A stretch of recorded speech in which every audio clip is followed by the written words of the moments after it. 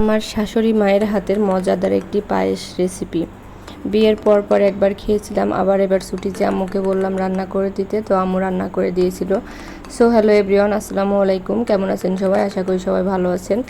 এটা হচ্ছে কাওনের চাউল বলি আমরা, বাজারে কিনতে পাওয়া যায়, হয়তো অনেকে চিনবেন আবার চিনবেন না। তো চাউলটাকে পরিষ্কার করে ভালো করে ধুয়ে তারপরে পানি দিয়ে চুলায় চাল করতে বসিয়ে দিয়েছিল। চাউলটা রান্না করতে কিছুটা সময় লাগে।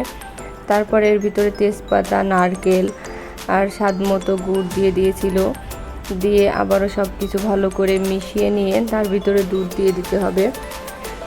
দুধ দিয়ে আবারও সব কিছু মিশিয়ে নিয়ে মিডিয়াম আঁচে বেশ সময় নিয়ে রান্না করতে হবে। এরপর দিয়ে দিয়েছিল এলাচ আর দারচিনি।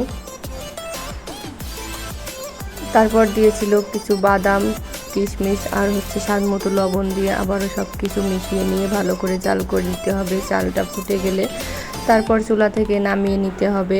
এই তো হয়ে গেছে মজাদার পায়েস, কাওনের চাউলের পায়েস। তো ভিডিওটা ভালো লাগলে লাইক, কমেন্ট, শেয়ার করে পাশে থাকবেন। আমার ফেসবুক পেজ থেকে ভিডিওটা দেখলে পেজটা ফলো করে পাশে থাকবেন, আর ইউটিউব চ্যানেল থেকে দেখলে চ্যানেলটি সাবস্ক্রাইব করবেন। ধন্যবাদ সবাইকে। আল্লাহ হাফেজ।